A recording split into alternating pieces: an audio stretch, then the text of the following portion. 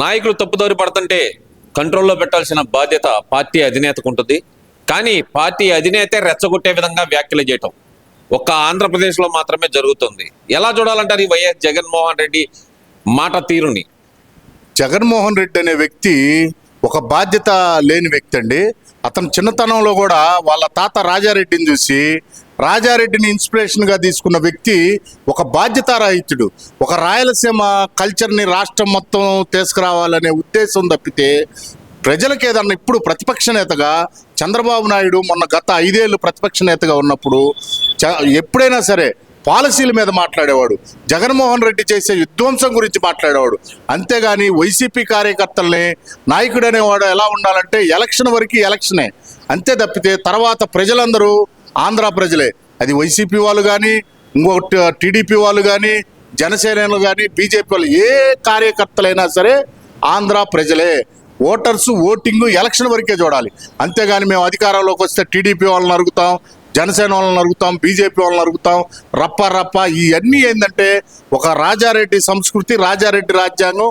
రాయలసీమలో ఎలా అయితే ఒక ముఠా గొడవలు, ముఠా తగాదులు, ఒక ముఠా నాయకుల్లాగా మాట్లాడుతుంది కానీ ఒక ప్రజానాయకుల్లాగా ఎక్కడా జగన్మోహన్ రెడ్డి వ్యవహారం ఉండదండి.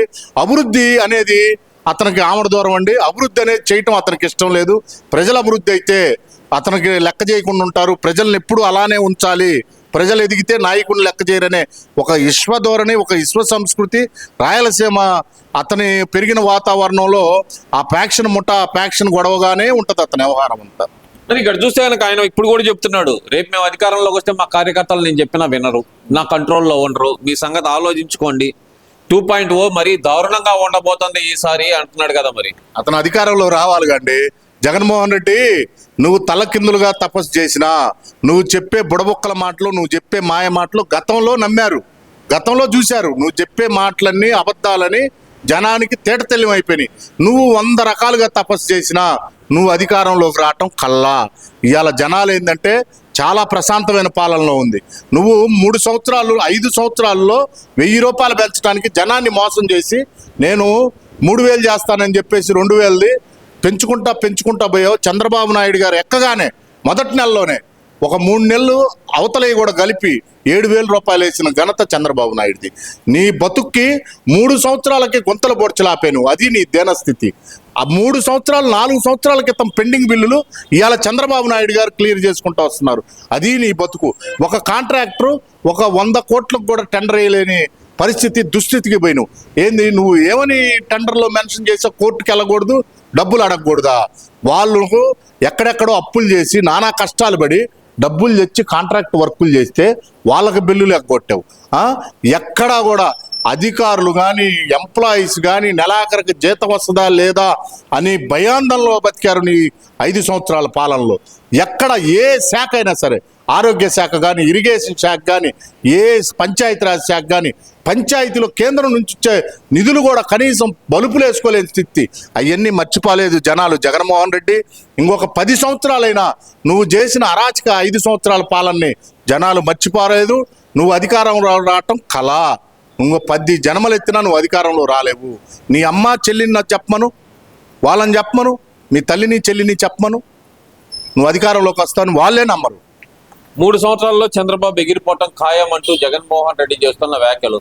అలాగే కన్ను కొడితే తప్పేముందో, కన్ను కొట్టి నైట్ పని కానిచ్చేసి తెల్లారిపోతే ఎవరు చేశారో అని కనుక్కోండి అంటావు అని చెప్పి పేరు నాని చేస్తున్నా దానికి తాళం. ఎలా చూడాలంటారు ఈ వ్యాఖ్యల్ని? ఏమండి, ఆ తొసిపల్ల పేరునని ఇట్లాంటి వాళ్ళు మాట్లాడే మాటల్ని మనం ఎంతవరకు పరిగణనలో తీసుకొచ్చండి? అతను ఒక కమెడియను, ఏదో కాసేపు కామెడీ చేస్తుండ్రు. ఇట్లాంటి వాళ్ళు 19 నుంచి 24 వరకు ఏమన్నా బీకారా? తెలుగుదేశం కార్యకర్తలు చిటికన వేల మీద ఇంటర్కి కూడా బీకలేపారు. ఎందుకు? వీళ్ళ దగ్గర నిజాయితీ ఉంది, మాట్లాడే మాటల్లో నిజాయితీ ఉంది, పార్టీ కోసం పనిచేసే కమిట్మెంట్ ఉంది. మీరు ఎవరిని కూడా లా ప్రకారం పొండి అభివృద్ధి ప్రకారం మాట్లాడండి. అంతేగాని రప్పలాడితే చూడటానికి ఏమన్నా చేతులకి ఏమన్నా గాజులు దొడుక్కుని ఉన్నారా తెలుగుదేశం కార్యకర్తలు? ఇక్కడ ఎవరూ తగ్గరండి. ఒకటి మంచితనానికి మంచితనం. మా మీద దాడులు చేస్తుంటే మేము ఊరుకుంటామండి? తెలుగుదేశం కార్యకర్తలు కానీ, భాజపా కార్యకర్తలు, జనసేన కార్యకర్తలు ఏమన్నా అసమర్థుల్లాగా కనపడుతున్నారా మీ కళ్ళకి? మేమన్నా చేతగానోళ్ళలాగా చేతులు కట్టేసుకుని కూర్చుంటాం అనుకున్నారా ఏంది? మీరు దాడులు చేసే ఉద్దేశం ఉంటే వీళ్ళు ప్రతిఘటించడానికి సిద్ధంగా ఉంటారు. అది కాదు సంస్కృతి. అభివృద్ధి గురించి మాట్లాడండి. 19 నుంచి 24 వరకు మీరేం చేశారు? ఈ 1 ఇయర్లో ఏమైంది? మీ జీవితాలకి మీ బతుక్కి కనీసం గుంతలు పొడచలేకపోయినారు. వచ్చిన 6 నెలల్లో ఇవాళ రాష్ట్రం మొత్తం ఎక్కడైనా ఒక గుంత కనపడింది అని చెప్పమనండి. జగన్మోహన్ రెడ్డి ప్రభుత్వంలో ఎంతమంది మరణించారు గుంతల్లో పడి? అది జాత కాదు, అభివృద్ధి జాత కాదు. అమరావతిని నాశనం చేసాం, పోలవరాన్ని నాశనం చేసాం. ఇవాళ మళ్ళా పోలవరాన్ని రీకన్స్ట్రక్షన్ చేయడానికి ఎన్ని కష్టాలు పడుతుందో అది చంద్రబాబు నాయుడు గారికి తెలుసు. ఎంత అభివృద్ధి పరుగులు పెడుతుందో ఇవాళ రాష్ట్రంలో ఏది చూసినా ప్రతి శాఖలో ఇవాళ నెంబర్ 1కు పనిచేస్తుంది. జనం మొత్తానికి తెలుసు నీ 5 ఏళ్ల పరిపాలనలో ఎంత దేనస్థితి. ఇవాళ నువ్వు డైరెక్ట్ చెబుతున్నావు మేము దాడులు చేస్తామని. ఇవాళ తెలుగుదేశం వచ్చి సంవత్సరం దాటినాక ఎక్కడన్నా కార్యకర్తల మీద దాడులు చేయటం కానీ, ఇవాళ ఈ అరెస్టులు కూడా ఏంటి? తప్పు చేసిన వాళ్ళని వదిలేయాలా? తప్పు చేసిన వాళ్ళు ప్రజాస్వామ్యబద్ధంగా మీరు ఆ రోజున పార్టీ ఆఫీస్ మీద ధ్వంసం చేశారు. ఇవాళ తెలుగుదేశం వాళ్ళు తలుచుకుంటే మీ పార్టీ ఆఫీస్ని ధ్వంసం చేయలేరా? ఎందుకు? వాళ్ళు క్రమశిక్షణ. తెలుగుదేశం పార్టీ ఆనాడు నందమూరి తారక రామారావు గారి దగ్గర నుంచి ఈనాడు వరకు కూడా ఒక క్రమశిక్షణ, ఒక నిబద్ధత, ఒక కార్యదక్షతతో పోరాడాం. ప్రతిపక్షంలో ఉన్నాం, అధికారం చూసాం. ఎక్కడైనా సరే అభివృద్ధి అభివృద్ధి, అది తెలుగుదేశం పార్టీ నినాదం. వల్లభనేని వంశీ మీద కానీ, లేదంటే కొడాల నాని మీద కానీ, పిన్నెల్లి రామకృష్ణారెడ్డి కానీ, నల్లపురెడ్డి ప్రసన్న కుమార్ రెడ్డి కానీ, నందిగాం సురేష్ కానీ, ఆఖరికి పోసాని కృష్ణమురళి కానీ, 70 సంవత్సరాల ముసలాడు అయిన కేఎస్ఆర్ కొమ్మినేని శ్రీనివాస్ కానీ అన్యాయంగా అక్రమంగా కేసులు పెట్టి వేధిస్తున్నారు వీళ్ళందరినీ అనేది జగన్మోహన్ రెడ్డి వాదన. ఆ వాదనతో ఏకీభవిస్తారు మరి మీరు? జగన్మోహన్ రెడ్డి దగ్గర ఉన్న ఇప్పుడు చెప్పిన ఈ 420 వాళ్ళందరి గురించి మనం ఎంత చెప్పుకున్నా తక్కువేనండి. మాచార్లో పిన్నెల్లి రామకృష్ణారెడ్డి ఎంత అరాచకం చేశాడు, మాచార్లో అంత అరాచకం చేశాడు.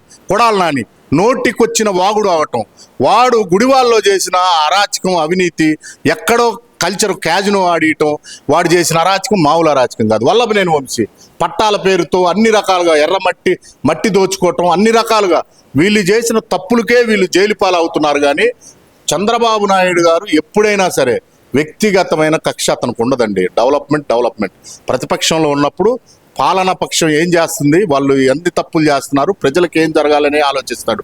అధికారంలోకి వచ్చినాక నిరంతరం అభివృద్ధి గురించి ఆలోచిస్తాడు. ఇవాళ అమరావతి పరుగులు చేస్తుంది. ఇవాళ ప్రతి ఒక్కళ్ళు పరిపాలనలో హ్యాపీగా ఉన్నారు. మీ పరిపాలనలో దళితుల మీద దాడి, బీసీల మీద దాడి. ఇక్కడ బీసీల మీద దాడి అంటే హారిక మీద దాడి జరిగింది, జెడ్పీటీసీ కృష్ణా జిల్లా జెడ్పీటీసీ మీద దాడి జరిగింది. ఇది ఎక్కడ అన్యాయం అంటున్నాడు కదా మరి. ఒకటండి, జగన్మోహన్ రెడ్డి ఉరిగింజ సామెతలా మాట్లాడతాడు. జగన్మోహన్ రెడ్డి టైంలో ఏ నాయకుడికైనా నువ్వు అపాయింట్మెంట్ ఇచ్చావా? ఇవాళ ఒక ఎమ్మెల్యే మాట్లాడతాడు, ఆ పేరుని నాని మాట్లాడతాడు. ఎమ్మెల్యే కూడా కాదు, మాజీ, అతని జీవితాంతం మాజీ అయ్యలే. పేరుని నాని మాట్లాడతాడు. ఏమంటాడు? ఒక దరిద్రుడి దగ్గరికి వెళ్ళి మాట్లాడుతున్నాడు. మీకంటే దరిద్రులు ఎవర్రా? పేదవాళ్ళని ప్రేమించలేనని వాడికంటే దరిద్రుడు ఎవరు? మీ జగన్మోహన్ రెడ్డి కంటే దరిద్రుడు ఎవరు? మీ నాయకులంతా దరిద్రులు కాబట్టే కదరా వీళ్ళు దరిద్రులని 11 సీట్లకి చేతులు ఎరగొట్టి కూర్చోబెట్టారు జనాలు. అయినా బుద్ధి రాకుండా ఇంకొక ఎమ్మెల్యే అంటాడు. వీళ్ళు ఎంత దుర్మార్గం అంటే 5 రూపాయలకు అన్నం పెడితే బిచ్చగాళ్ళు అంటాడు. ఎంత దుర్మార్గం రా! అన్నం పెట్టే వాళ్ళని కూడా నువ్వు ఈ మాట మాట్లాడుతున్నావు అంటే, మన ఇంటికి వస్తే ఎవరన్నా బంధువులు అన్నం తినండి అయ్యా అంటే వాళ్ళు బిచ్చగాళ్ళనే? అరే ముందు మైండ్ సెట్ మార్చుకోండి రా. మీరు ఎప్పుడు క్రిమినల్ మైండ్, ఎప్పుడు దోచుకుందామా, ఎప్పుడు మీరు అధికారంలోకి వచ్చేది డెవలప్మెంట్ చేయడానికి కాదు, దోచుకోవటానికి. అదే చంద్రబాబు నాయుడు అధికారంకి వచ్చేది ఎందుకో తెలుసా? డెవలప్మెంట్కి. మీ బతుక్కి ఒకటి చెప్పు, 5 ఏళ్లలో ఒక అభివృద్ధి చేశాను, ఒక సంస్థ తెచ్చాను అని మీరు కానీ మీ నాయకులు కానీ మీ బతుక్కు చెప్పండి. అదేంటంటే 10,000 వేసాం. ఎవరికి కావాలి మీ 10,000? అభివృద్ధి చేయండి, ఉద్యోగాలు తెప్పియండి, 10 మందికి ఉపాధి కల్పియండి. అది లేదు కానీ దౌర్జన్యాలు చేస్తాం, దాడులు చేస్తాం. ఎవరు చేతగాని వాళ్ళు ఉన్నారు చెప్పు? 5 ఏళ్ళు మమ్మల్ని ఎన్నో ఇబ్బందులు పెట్టారు, ఎన్నో కేసులు పెట్టారు. యువకాలం జరగకుండా అడుగడుగున అడ్డుకున్నారు. ఏమైనా పేగలిగారా? రేపు వచ్చినా మీరు అదే. మేము గౌరవించాం. ఒక్క మంచి నాయకుడి మీద కూడా, వైసీపీ నాయకుల్లో కూడా మంచి వాళ్ళు ఉన్నారు, వాళ్ళ మీద ఒక దాడి జరిగిందా? ఇవాళ స్వేచ్ఛగా తిరుగుతున్నారు. వాళ్ళే అంటున్నారు, ఎవరిని తెలుగుదేశం వాళ్ళు వస్తే ఏం చేస్తారని భయపడ్డావు, ఇలా ప్రశాంతంగా బతుకుతున్నాం, మా పనులు మేము చేసుకుంటున్నాం, ఎక్కడా మాకు అడ్డు రావట్లేదు. వాళ్ళు పరిపాలన అభివృద్ధి గురించి ఆలోచిస్తున్నారు, ఇవాళ రోడ్లు పడ్డాయి అని మెచ్చుకునే వాళ్ళు చాలా మంది ఉన్నారు వైసీపీలో కూడా. అంతర్మదనం చేసుకోండి, అభివృద్ధి చేయండి, ఒక ప్రణాళికతో రండి. మీకంటే మేము బాగా చేస్తామని చెప్పండి. అంతేగాని రప్ప నరుగుతాం, మీరు నరుగుతుంటే మేము చూస్తూ ఉంటావా? చేతగాని వాళ్ళు ఎవరున్నారు? డబలే